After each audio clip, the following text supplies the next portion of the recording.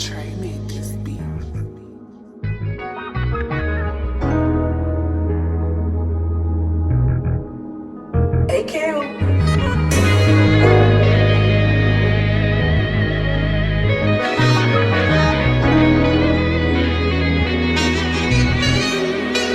I've been smoking on hella weed and drinking on a bottle. Got so many reasons to live, but I got none to die for. I'm in desperate need of a change, my situation's awful. Realizing that you all alone is a big pill to swallow. If it wasn't for my mind, I'd be broken all alone. I wouldn't have the whip I drive, and at the trap asking for loan. And I know words don't really hurt, but that pressure and break your bones. You can't show no sign of weakness, where I'm from, then get you gone. I've been smoking on hella weed and drinking on a bottle. Got so many reasons to live, but I got none to die for. I'm in desperate need of a change, my situation's awful. Realizing that you all alone is a big pill to swallow. If it wasn't for my mind, I'd be broken all alone. I wouldn't have the whip I drive, and at the trap asking for loan. And I know words don't really hurt, but that pressure and break your bones. You can't show no sign of weakness, where I'm from, then get you gone. Don't be mistaken, cause I'm down, I still ain't going for it. You better swim or you gon' drown, don't ever play with water. If you want smoke, then get in line, you got a place to order. I know they way more than snitches report like a report. So I was cruising down the street and I seen these gentlemen,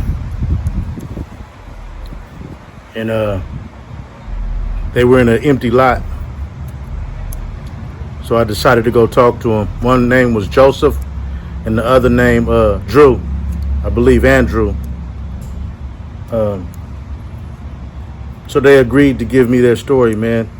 So I stood there and asked them a couple questions and found out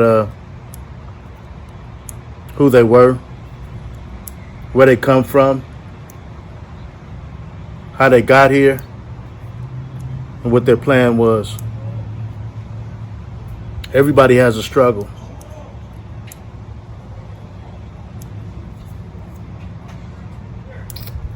And something told me to bring their struggle to you. I was able to feed them. And in return, also, they gave me their story, and I let them know that if I have any resources available to give them, I would. They appreciated my visit.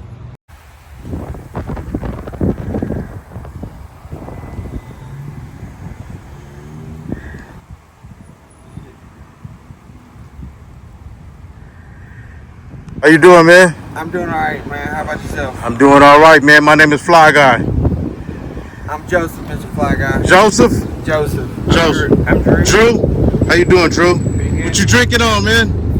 Cherry Pepsi. Cherry Pepsi? Some good stuff, man. Yes, So yeah, man, Joseph. Man, where you from, Joseph? I was actually born here in California, but my parents had taken me to Alabama, and I was there for most of my life. So I was born in California, but I'm from Alabama. So you was born in California, but you're from Alabama? Yes. Okay. How old are you? I'm 29. 29? Yes. Okay. And Drew, how old are you? I'm 35. 35. Okay. So you the young dude of the bunch. So y'all, you guys are friends? Also a couple too, by the way. Oh, is that right? Okay. You guys are, okay, I was going to say you guys are friends. Yeah, I didn't, got it. No, I get it. We're friends too, though. No, I respect it, man. So where are you from, Drew? From Alabama. Alabama as well? What part of Alabama? From Anniston, Oxford. Say it one more time. Anniston or Oxford. Anniston or Oxford? Yeah, it's about an hour from Birmingham, an hour from Atlanta. Okay. All right. And let me ask you, man, Joseph, man, what you been doing, man? How was it growing up, man, in Alabama? Neglectful, broken, you know what I mean? It was pretty disoriented, dysfunctional, no structure. You know what I mean? My dad was pretty much in and out of prison most of my life. Your dad was in and out of prison? Yes. But and then like my mama was there, you know, for the most part, the best that she could. And then once me and my sister reached a certain age, she basically just, y'all got it, you know what I'm saying? Vanished? Well, yeah, pretty much. She went from it being like neglectful and kind of like staying out of the way, you know, for the most part, like even if she was around, to basically moving, you know, to a different place and like paying for the place that we was living in, and we was like getting ourselves up, going to school, you know, and all that. So she paid for the place for you to live, but she left. Right. Basically. Was she chasing a man? Yeah. Or exactly. You know? Okay. Yes, sir. So you have just a sister? Yes, sir. My little sister, actually, she took her own life last year on Father's Day. She took her? Own life, yeah. She died. She Oh, killed herself. your sister? Yes, Oh, wow. She was I'm sorry to hear that. 26. Huh? She was 26. 26? Wow. And she's from Alabama as well? Yes, sir. Okay. Wow, man. So, and you, Drew? How was it for you coming up? It was good coming up. My mom and dad, they're really good people, and they took care of me, took care of my sister. They didn't want for anything, honestly. They never drank or drugged or smoked or anything in their life, and they still work to this day. They are back in Alabama, and they just celebrated their 40th wedding anniversary in March. Okay. And they're still together. So you didn't have a messed up childhood? No, sir, I No? didn't. No, just Okay. messed up choices. That's Messed up choices. And you know, that's crazy that you said that, because a lot of us end up in situations because of our choices, right. you know? So how did you like Alabama? I didn't like it at You didn't? all. No. So was it more of a city side or countryside? A little bit of mix of both. Or both? Yes, sir. Okay. So did you go to school? Did you graduate? Yes, sir. I quit in the 11th grade, but a month later, after I quit, I got my GED. So I have a GED. Okay. All right. And what about you, sir? I actually also quit in the 11th grade, but unlike him getting his GED or whatnot, I still haven't got my GED or like my high school diploma or whatever that you can do online, which I do plan on that being something that happens. I'm just a procrastinator, honestly, trying to make sure I'm Trying to get things in order. we're becoming more and more responsible as far as like an adult should be, instead of whatever the opposite. It's just being knocked down, and because of our choices, it's hard to get back up and hard to find our path and find the way that we need to go. You know, I've got a good support system and everything, but you know, they can only help me as far as like I want to be helped. You know what I mean? Right. We're willing to help ourselves. Yeah, as far as we're willing to help ourselves, and then it's our choices, the ball's in our court. You know what I mean? Right. And so it's hard for me, because like I don't know, I just feel so beat down, and like I was doing good and then fell off, and so just falling off and stuff, it's hard to get back up whenever you get knocked down. You know, it really is. Right. Man. So what led you guys? So you guys are officially homeless. How long have you been homeless? I mean, in Alabama, we're pretty much homeless. My parents, they helped us all that they could, but you know, they're just at their wits' end. They're tired of dealing with it? Yeah, tired of dealing with it, tired of dealing with us, and so I mean, we were pretty much homeless in Alabama, living out of a vehicle that my dad had supplied for us. But didn't have a house. Just as an example of his parents kind of being tired of our shit, that was the what number vehicle in the last 5 years? Yeah, like the 4th or 5th in the last 5 years. So your parents bought you about 4 different vehicles? Yeah, not necessarily like that. I bought myself one or 2 of them, but they, you know, helped me with. They didn't buy it for me per se. It was theirs, and they just lent it. You know, Gave it to you? Yes, sir. For better words. Pretty much. Yes. So what made you? So you came up having a good life. What made you stray away from your life? Was you partying? Did you do drugs? Did you get addicted? Yeah, doing drugs, getting addicted, and just losing my way, I guess. Not being able to, I don't know, just function. Yeah, not being able to function. What is your drug of choice? Fentanyl and fentanyl and methamphetamine. Yes. You're not scared of fentanyl? No? Sir. Well, you got the heart of a lion. I know I need to be scared. I really do, but I'm not. So what form of fentanyl do you use? We're using intravenously. No, well, like the street version of fentanyl. Oh yeah, and also by smoking it. Yeah, a street version of fentanyl. Yeah. Let me ask you, how did it start off? Did you start off with weed? Excuse me. Did you start off with weed? How did you alcohol? I started off with weed and pills. And alcohol at first. That was when I was like 13, 14 years old. just being rebellious, not wanting to listen to my parents and listen to the people that I had around me that were role models. The people that told you what was good for yourself, you felt like you could do it yourself, and that's how we all fall short. You know, even myself. You know, it took a long time for me to get back the way I needed to be. You know, so you know we all fall short, man. And how about you? What is your jug? How did you start off using? Actually, shake and bake, and Which is a form of methamphetamine. Yeah. Shake and bake. That's the name of it. That was like, yeah, them people made it in a bottle.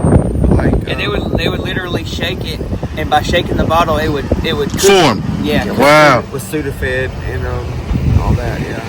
The Sudafed, like in cold medicine, you know. Like say there's like 3.5 whatever of Sudafed in it.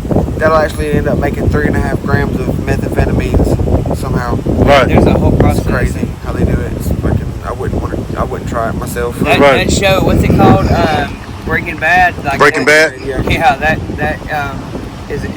show. It shows all how they do that. Just kind of realistic. Absolutely. And then So- it went to heroin when I was 19. So that's when basically I fucking. So the heroin turned you out Yeah. for the most part. That's really, like, I mean, honestly, I thought that I may have had an addiction to like methamphetamines and all that, you know what I mean? Because I mean, I was addicted to methamphetamines, honestly, for several years. Right. But like, there's nothing compared to like a heroin addiction or like now fentanyl addiction. It's like, we come out here and we still haven't like touched opiates or fentanyl or any of that. Like we've honestly we've dibble dabbled in some of the meth or whatever, but it's just because I mean we're eventually wanting to be done with it completely. That's the ultimate plan. Right. So we can have something in our life, man. We can build a life out here. You know, Okay. and it's not gonna be on drugs. That's for sure. Right. We hope not. I mean, That's what we wish for the best. You know. As far as when you guys was coming up as teenagers or whatever, I know you're a little bit older, Drew, than Joseph. You guys experienced any gang activity or any street activity? Not for real, no sir. I mean, I've seen it, been around it. I grew up in the ghetto part of the Right. in a set of projects and all that. I knew people that gangbang and all that. Right. No, not me. Just basically the drugs and the party. Now let me ask you this. This might be an uncomfortable situation for many, but it's not for me, and I know it's not for you guys. You guys are a couple, right? Yes, sir. So how long have you been a couple? Going on 6 years. 6 years? And how long have you been dealing with, you know, the same sex, same gender? I pretty much, you know, been like, okay, well, I'll let you answer this first. I've been dealing with the same gender since I was like about 6, 7 years old. 6 or 7 years old? Yes, sir. Okay. And you, Joseph? Basically, I pretty much always knew that I was like, I like both boys and girls, you know what I mean? Right. But, yeah, so about like 9, 10 years old or whatever, yeah, when I basically knew What that. happened? You go ahead. Go ahead.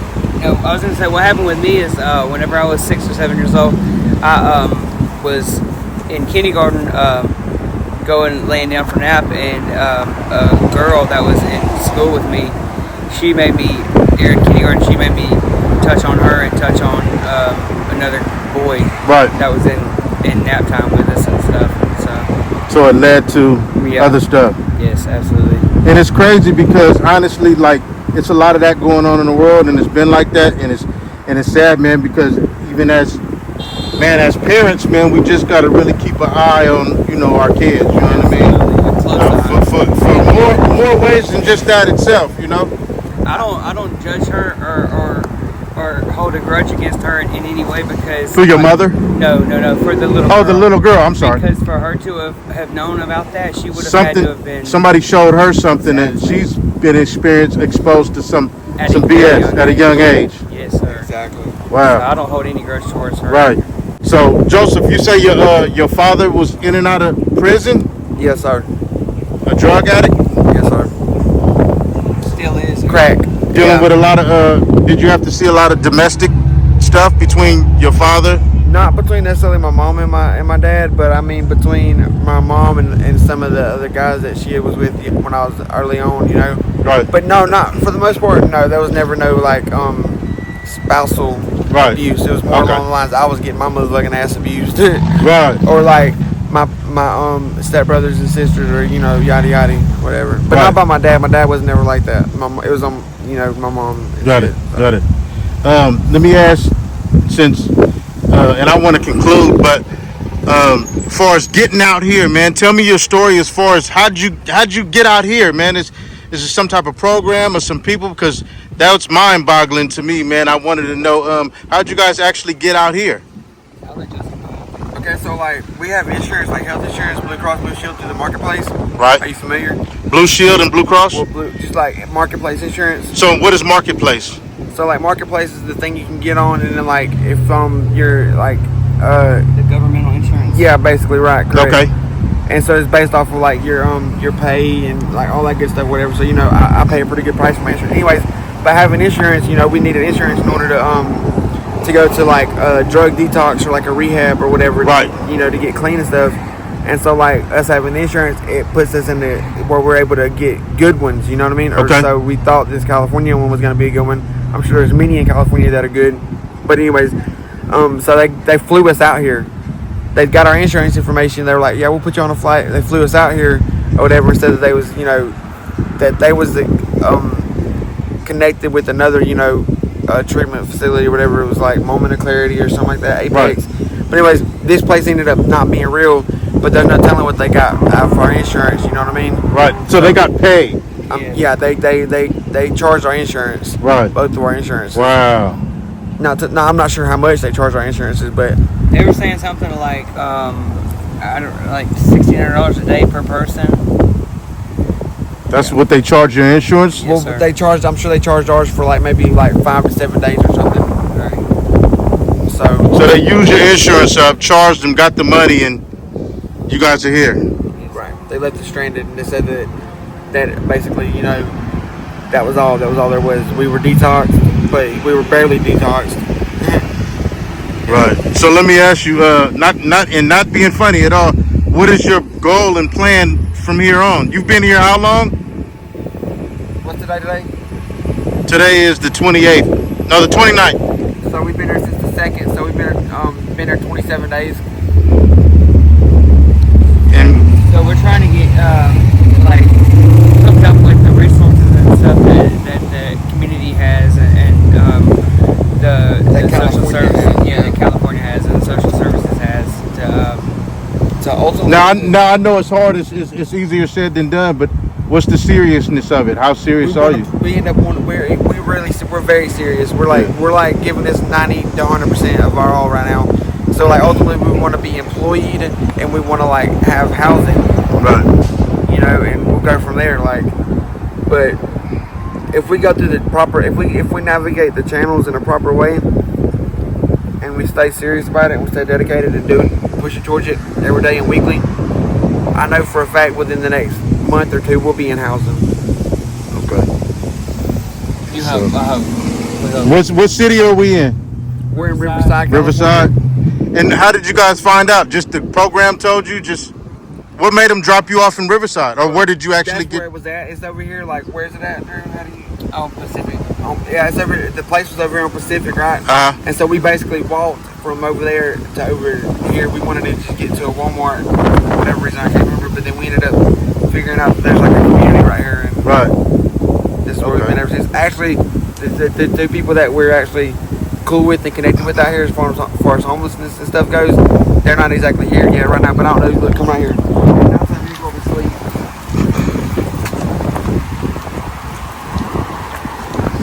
Right there, you see, not this building right here to the left, but there's another building, series of buildings right to the left.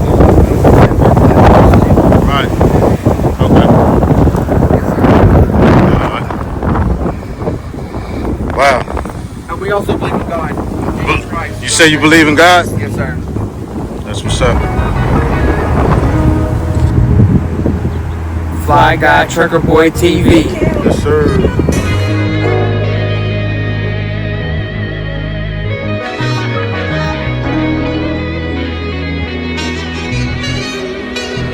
been smoking on hella weed and drinking on a bottle. Got so many reasons to live, but I got none to die for. I'm in desperate need of a change, my situation's awful. Realizing that you all alone is a big pill to swallow. If it wasn't for my mind, I'd be broken all alone. I wouldn't have the whip I drive, and at the trap asking for loan. And I know words don't really hurt, but that pressure and break your bones. You can't show no sign of weakness, where I'm from, then get you gone. I've been smoking on hella weed and drinking on a bottle. Got so many reasons to live, but I got none to die for. I'm in desperate need of a change, my situation's awful. Realizing that you all alone is a big pill to swallow. If it wasn't for my mind, I'd be broken all alone. I wouldn't have the whip I drive, and at the trap asking for loan. And I know words don't really hurt, but that pressure and break your bones. You can't show no sign of weakness, where I'm from, then get you gone. You are watching Fly Guy Trucker Boy TV. Yeah.